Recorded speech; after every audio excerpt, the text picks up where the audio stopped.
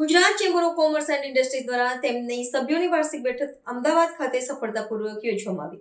આ પ્રસંગે ગુજરાત રાજ્યના માનનીય મુખ્યમંત્રી ભૂપેન્દ્રભાઈ પટેલ મુખ્ય મહેમાન તરીકે ઉપસ્થિત રહ્યા હતા। પરમ પૂજ્ય ડોક્ટર શ્રી જ્ઞાનવત્સલ સ્વામીજી અતિથિ વિશેષ તરીકે ઉપસ્થિત રહ્યા હતા।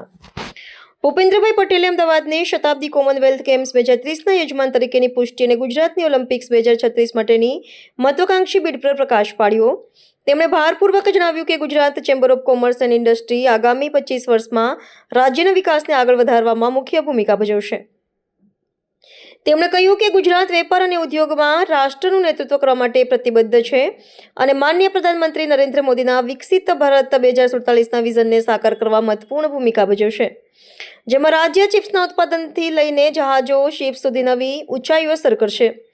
મુખ્યમંત્રીએ જીસીસીઆઈના મુખ્ય કાર્યક્રમ ગેટ 2025ની તેમની જાહેરાત અને ઉદ્ઘાટનને યાદ કરીને આગામી ગેટ 2026ની જાહેરાત કરતા આનંદ વ્યક્ત કર્યો। તેમણે જીસીસીઆઈના આગામી કાર્યક્રમો જેમ કે gate 2026, greens, the grazer fest અને ફોર્થ ફાર્મ ટુ ફેશનની સફળતા બદલ અભિનંદન અને શુભેચ્છાઓ પાઠવી તેમણે જીસીસીઆઈ વાર્ષિક ટ્રેડ એક્સપો 2026નું બ્રોશર પણ ઔપચારિક રીતે અનાવરણ કર્યું। આ પ્રસંગે પરમ પૂજ્ય ડોક્ટર જ્ઞાનવત્સલ સ્વામી તેમના આશીર્વાદ અને સૂઝભરી વાદોથી કાર્યક્રમની શોભા વધારી। તેમણે ભારતના અસાધારણ 10,000 વર્ષના પ્રવાસ પર પ્રકાશ પાડ્યો, જ્યાં પ્રાચીન આધ્યાત્મિક જ્ઞાન વ્યવસાયની અવિનાશી પરંપરાઓ સાથે સુમેળભર્યું સંમિશ્રણ થયું છે। આ સમન્વયે સહસ્ત્રાબ્દીઓથી નૈતિક સમૃદ્ધિ, વ્યક્તિગત વિકાસ અને સામાજિક સૌહાર્દ પર ભાર મૂકતી સંસ્કૃતિનું નિર્માણ કર્યું છે। તેમણે વેપાર, ઉદ્યોગ અને જીવનના તમામ ક્ષેત્રોમાં નૈતિક મૂલ્યોનું પાલન કરવાની જરૂરિયાત પર પણ ભાર મૂક્યો છે। તેમણે ટિપ્પણી કરી કે આવો નૈતિક અભિગમ લાંબા ગાળે વ્યક્તિઓ તેમજ સમગ્ર સમાજ માટે વિશ્વસનીયતા અને લાભ આવશે। તેમણે પ્રાર્થના કરી કે આપણા માનનીય પ્રધાનમંત્રી નરેન્દ્રભાઈ મોદી દ્વારા કલ્પના કરાયેલ વિકસિત ભારતનું લક્ષ્ય ભારત 2047 પહેલા જ હાંસલ કરે। જીસીસીઆઈના પ્રમુખ સંદીપ એન્જિનિયરે મુખ્યમંત્રી ભૂપેન્દ્રભાઈ પટેલ અને પૂજ્ય ડોક્ટર જ્ઞાનવત્સલ સ્વામીની ગૌરવપૂર્ણ ઉપસ્થિતિ બદલ આભાર વ્યક્ત કર્યો હતો।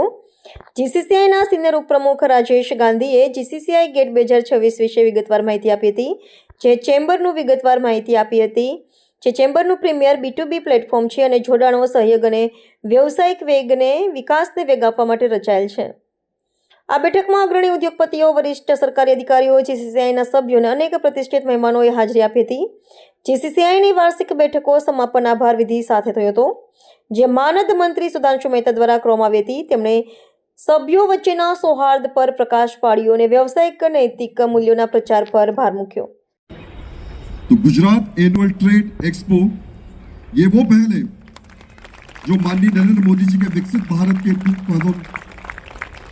2047 के संकल्प को गति देता है। ये वो एक्सपो है जो हमारे मुख्यमंत्री भूपेंद्र भाई पटेल कि जिस तरीके का स्वाहा यज्ञ में होगा वैसा तथास्तु आपके जीवन में हमेशा होता रहेगा। मैं रिक्वेस्ट करूंगा श्री अपूर्व भाई शाह, श्री विपिन भाई जाडेजा, श्री सुधांशु भाई, गौरंग भाई टू फेलिसिटेट हमारे BAPS के लीडर डॉक्टर ज्ञानवत्सल स्वामी जी का। आपकी तालियों के गड़गड़ाहट से ऊर्जा का संचार होता रहना चाहिए। अतिथि गणों को लगना चाहिए कि गुजरात चेंबर ऑफ कॉमर्स का मंच है कि આપણા માનનીય મુખ્યમંત્રી શ્રી જે આપણું ગૌરવ છે એમને ભગવાન એવી વધારે શક્તિ આપે કે આપણા દેશનું ગૌરવ વધતું જ ચાલે અને એમના મનમાં આ છે કે વિકસિત પણ થવો જોઈએ દેશ, વિશ્વગુરુ પણ થવો જોઈએ। એટલે હમણાં સાઉથ આફ્રિકામાં G20 મીટમાં મોદી સાહેબ ત્યાં પધાર્યા, ત્યાંથી પાછા દેશમાં આવ્યા અને બીજા જ દિવસે અયોધ્યામાં રામ મંદિર પર ધ્વજારોહણ કર્યું। શતાબ્દી વર્ષ તરફની યાત્રાની આજે પહેલી એન્યુઅલ મીટ છે। દેશનું વિઝનરી નેતૃત્વ, બિઝનેસ ફ્રેન્ડલી પોલિસીઝ, ભારતની ગ્લોબલી બદલાયેલી ઇમેજ, આંતરરાષ્ટ્રીય બજાર સર કરવાની તકો જેવા પરિબળોને કારણે આવનાર 25 વર્ષ ચેમ્બર માટે ખૂબ મહત્વના છે। ચેમ્બર ગ્રો બિઝનેસ ટ્રાન્સફોર્મ ગુજરાતના મંત્ર સાથે રાજ્યના વિકાસ દ્વારા રાષ્ટ્રના વિકાસની દિશા માટે પ્રતિબદ્ધ છે।